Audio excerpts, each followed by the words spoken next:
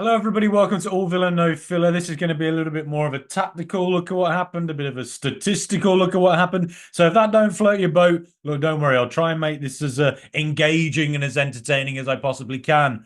I've slightly lost my voice. I don't really know why. Maybe it was because I was screaming at the TV so much yesterday for Villa to make that big fighting comeback against Wolves. Big 3-1 win. Absolutely great stuff, wasn't it? Let me know what you think. Please remember to like and subscribe. I can't emphasize enough how important those follows on Spotify, Apple, those 5-star reviews as well. If you can possibly do them, if you like what we do, and subscribing on YouTube. I can't express enough how important it is to help us keep on growing and be able to keep on doing this, basically, because we love doing it. We love being part of the Villaverse and meeting fellow Villa fans. It's been one of my favorite things in life, really, in the last few years.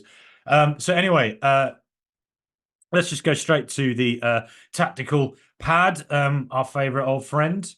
There it is. Now, firstly, yes, Aston Villa's win over Wolves. Do you know what it reminded me of? I said this in the instant reaction.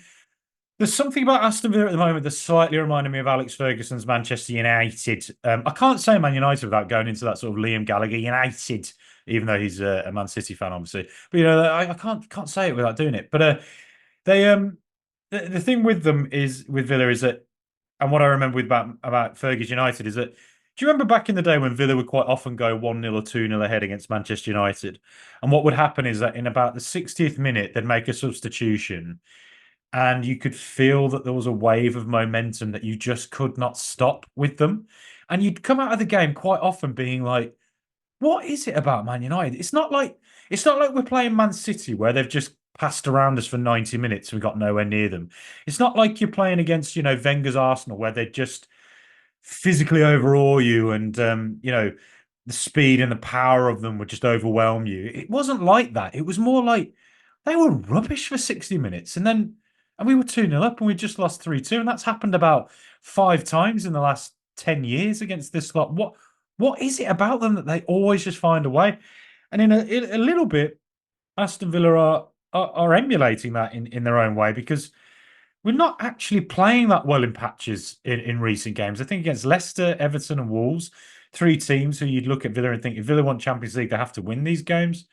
Um, Villa aren't exactly like blowing them away until it gets to about the 60th minute, 65th minute, and then there's like a substitution or there's a momentum shift and gaps start to open.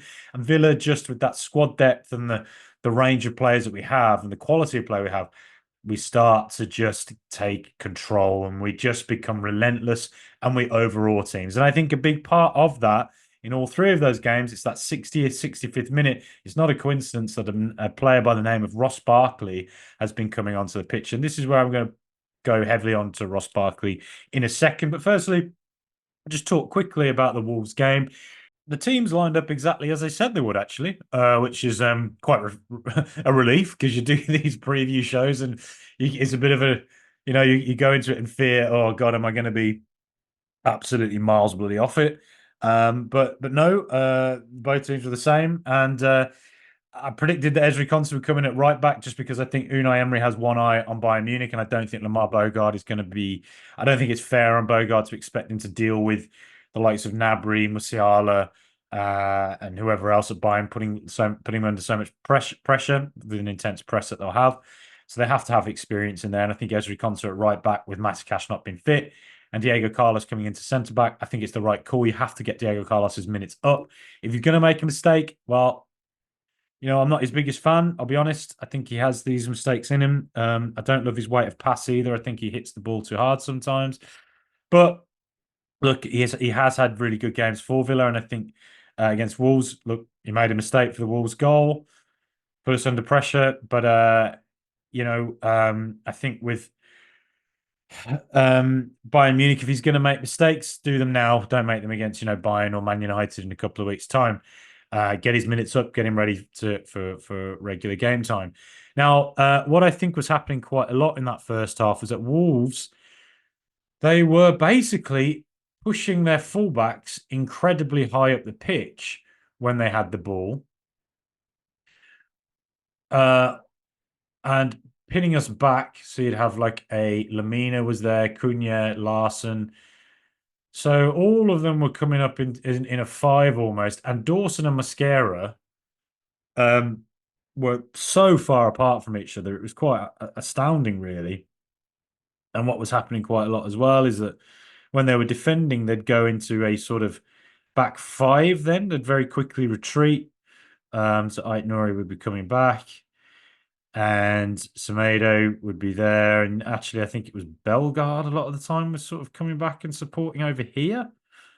It was And so with what they were doing was they were making it very hard for Villa to really penetrate them.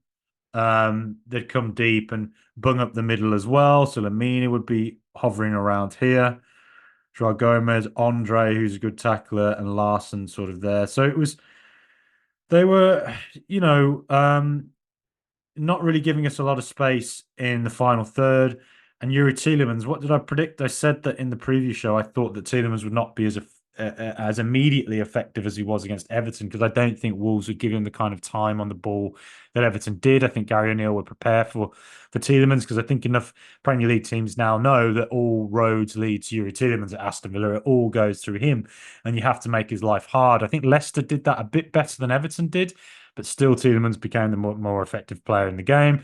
And I think yesterday, I'll mention a stat in a minute that might catch your eye.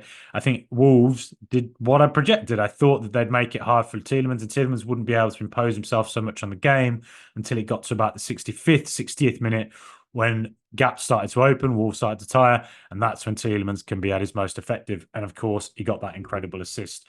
So that's what they were doing. But I think a big part of what changed it was this man. Leon Bailey came onto the pitch. John McGinn went off with an injury, which we hope he's okay. It sounds like he's going to be out for several weeks. I think he's going to be a huge miss, unfortunately, for the Bayern game. I think defensively he would have played a crucial role in that. I'll talk about that more in a few weeks, though. Anyway, so but what Leon Bailey was doing was that with Ait Nouri bombing forward all the time in the first half, constantly giving us problems. He's one of the best at taking on he's one of the best take on players in the league. High success rate. I think he might end his career a bit higher up the pitch. I think he's going to end up at a team higher up the league than what Wolves are as well. But Leon Bailey was pinning him back. And if you look at the pass maps, John McGinn was kind of all over the pitch a little bit more, whereas Leon Bailey was firmly up here. And he was getting to the byline. He was trying to take on Ait Nouri. They were having to double up on him. So Joao Gomez or Andre having to come over to support Ait Nouri. And what that does, it opens space behind for someone like a Morgan Rogers to work some magic there. So I think the Leon Bailey addition made a huge difference. I think we've really missed Bailey actually against Everton and Wolves when he's not played.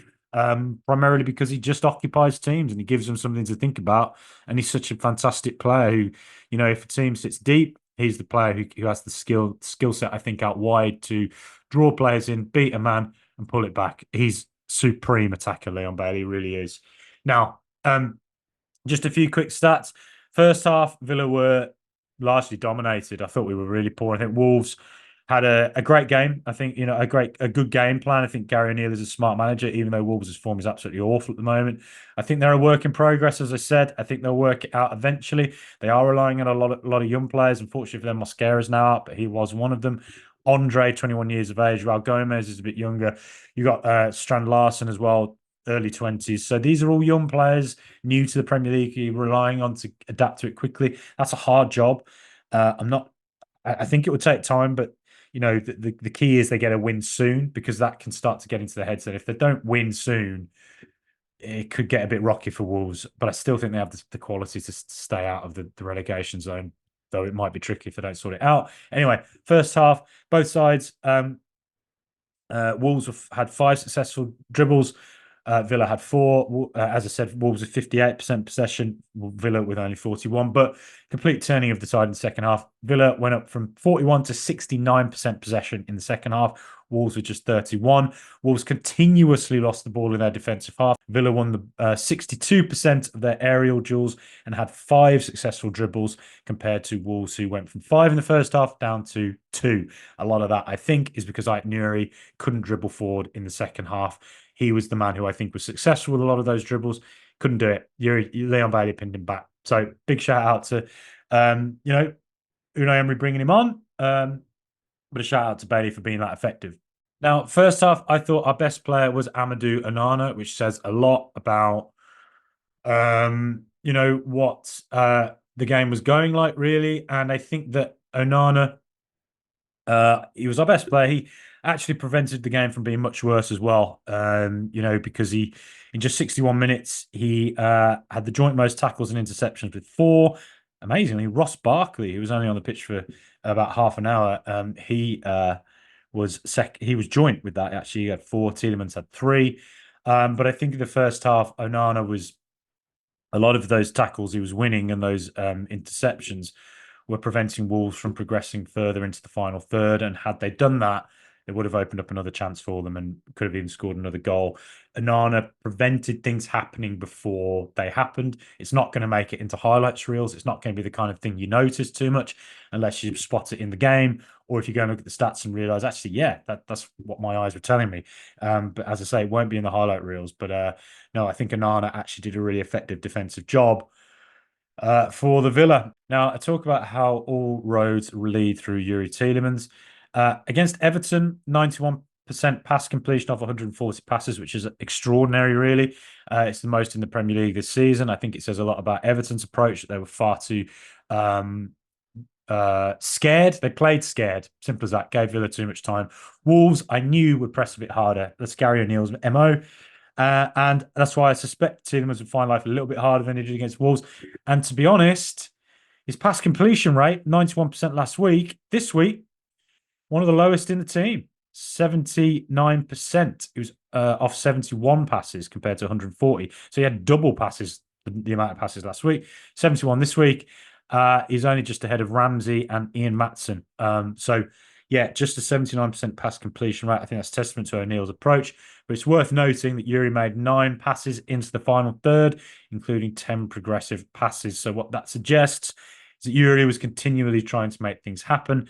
And as I say, he made 3 tackles and interceptions. So again, he was heavily involved in the game. Making those tackles and interceptions again shows that he's trying to make things happen. He's trying to win the ball back. He also had 75 touches of the ball, the most in the team with Diego Carlos. So again, a midfielder having that many touches is important.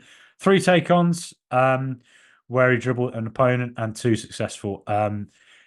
So joint most successes in the team. The only other player with more take-ons, you guessed it, Morgan Rogers with 6. He had 2 successes. Bailey had 5, only 1 success, but I think it doesn't really matter how successfully Bailey was. I think it was more the fact he was doing it, occupying Aït-Nouri, preventing Aït-Nouri from coming forward and forcing teams to double up on him. So, of course, when he's been doubled up on, he's not going to have the highest success rates in the world because it's quite hard to do that. But all he takes is to keep going, and eventually one of those gets through, one of those successes, and he pulls the ball back, and it's a goal. Just keep on going. Same with Rogers. Keep on going, keep on with those take-ons in that final third, trying to make things happen. And eventually, things happen. And what did happen for Rogers? 2 assists. Great ball into Watkins for the first goal and a lovely ball across for Jhon Durán for the third goal. I think that Morgan Rogers really came to life when he moved into where Ramsey's been playing on the left rather than as a second striker. I think it was the poorest game Rogers has had for us, actually, that I can remember. He was really poor for the first 60 minutes, but then he came to life as Villa became the more ascendant team. And I wouldn't say Tielemans was poor. I think Tielemans was very good. But I think Tielemans followed Rodgers' trajectory where he became much more involved and much more ascendant as Villa became more dominant from about the 60th minute onwards. And as I say, let's remember Tielemans' big assist to put Villa ahead. Ezri Konsa coming in at the back post. It was an absolutely fantastic cross. That man, Tielemans is so talented, and he is at the moment, I think, Villa's best player or most important player. And I think, arguably, I think the best players in the Premier League at the moment, I would argue Erling Haaland with all the goals he's scoring. You could argue maybe a couple of Arsenal's defenders in Saliba and Gabriel. I'd say Luis Diaz had an absolute flying start to the season, and Yuri Tielemans for Aston Villa. And it's those 3 at the top of the league, City, Liverpool and Villa, and they're the 3 players I mentioned. Now, as it says in the headline, player I really want to give big praise to, Ross Barkley. Now, Barkley had a pass completion rate of 100% over the course of 30 minutes, 16 completed passes. I have been talking about Ross Barkley's pass completion rate of being near 100% the last few weeks. I've been going on about this ad nauseum, and I wrote a tweet yesterday about it, which seemed to go down very well with the Villa faithful. I wasn't expecting it to be quite so popular. I think about 1.2 thousand likes. That's not a very common thing for me to have in life. Anyway, I wrote that I know Durán is scoring the winning goals, but do you know who else is equally as responsible for Villa's recent wins? Ross Barkley, Leicester, Everton, and Wolves. He's been a complete game changer in all of them. Near 100% pass completion, a 5 million bargain. Now, 5 of those passes were into the final third. So, like a lot of players who have high pass completion rates, sometimes it can just be backwards and sideways. So it's not necessarily actually impacting the game very much. But with Barkley, 5 of those passes were into the final third. So he is making things happen. Now look at the position for the Wolves game where he was where his successful passes were. Now a lot of it is in the defensive half. Again, that is doing his defensive duties. Fair play to him. But a lot of it is in the attacking half. And look at these green arrows here. Who's he passing to?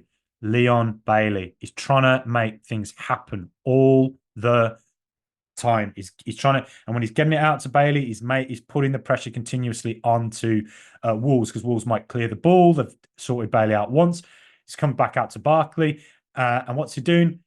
Good touch of the ball. Technically, such a wonderful player, and keeps it going. Keeps that pressure on back to Bailey. Just keep knocking on the door. You huff, you puff, you blow the house down eventually. But one important pass he had was to Jhon Durán for the first goal. Again, he passes it into the final third. Jhon Durán, poor touch, but Jhon Durán, fair enough, works hard. That giddy, childish excitement he has, wins it back, and eventually works for Morgan Rogers, and it comes to Watkins' goal. And it doesn't look like Barkley's had that much involvement with that goal, does it? Just a simple pass to Durán, but he made the pass. He put the ball into the final third. He kept the ball moving forward. He did have a big, important role for it to play with it. And I go back to the Leicester goal a few weeks ago that Jhon Durán scored with a header. Leicester were causing Villa problems. We weren't very good. Leicester were largely the more threatening team for large portions of that second half. And it wasn't until Ross Barkley came onto the pitch that Villa had any threat at all. And what did I say? The ball came to Ross Barkley. I said this a few weeks ago. He put a pass in. Eventually, Jacob Ramsey put the ball across. Nothing happened, but it came back to Barkley, and a good touch, a simple pass to Tielemans. It works its way to Luca Dean, back to Ramsey, back to Dean, ball in. Durán scored the header. And again, it's not the kind of thing that's going to be in the highlight reels. It's going to be in the highlights. They'll show Luca Dean putting the ball in. They won't show Ross Barkley's touch just before that. And what I say, like I mentioned with Leon Bailey, you get the ball and you keep springing it out to him. It's the sort of thing Paul Scholes used to do for Manchester United. He comes back to him and he just makes that simple pass. And like Scholes was done to Beckham or Giggs back in the day. Ross Barkley's doing that out to a Tielemans, or he's doing it to a Ramsey or Rogers, or yesterday against Wolves out to Leon Bailey. And look back at his Everton pass completion. Look at that. Again, similar to Wolves. He's in a similar spot, isn't he? He's between the box and the halfway line. He's just a metronome making things happen. And look at how involved he is there. Look how high up he is in the pitch. And again, his defensive role is in a similar place to where it was for Wolves. He's coming back and doing his defensive duties, or he's in the more defensive area. But he's by and large in the more attacking zone, between the area and the halfway line, and he's making things happen. He's continuing to make those passes. It's like a wheel, the water wheel that just spins around. You go down to you go to Sarehole Mill in Birmingham in Moseley, where the Lord of the Rings, the Two Towers is based. If you're a tourist, you didn't know about that. Go to Sarehole Mill in Moseley. Moseley's a fantastic place to visit. Really hipster, really cool. But beyond that, it's just a great Birmingham spot, isn't it? It's got loads of stuff going on. But Sarehole Mill, an iconic part of that, where Lord of the Rings is based. Think of that water mill that just goes round and round and round and round. If Aston Villa are the mill, Ross Barkley is the water mill itself, going round and round, and just it provides the energy to the team. See what I'm saying? It's a bit of a Scholesy role I think Barkley's got at the moment. Really, really important. Really important. And what it does is it just keeps up the relentless nature of what Aston Villa are doing. Now, as I say, with Barkley, joint most tackles and interceptions with Onana in just but basically half an hour of the game, even less than that. Um, and again, what that says is that, he's doing his defensive duties, but Barkley's not a player that you typically associate with tackles and interceptions. He's actually it's not part of his game he's ever been that good at.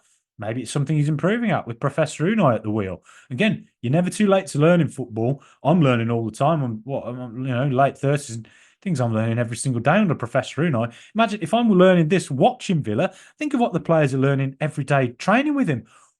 Heaven for me would just be sitting there being taught by Unai Emery. I walk into heaven, my family and friends are there, all my pets from life, my goldfish from when I was about 3 years old, and Professor Unai's there giving a lecture on what's going on. He's moving stuff around at the whiteboard. I just love it, man.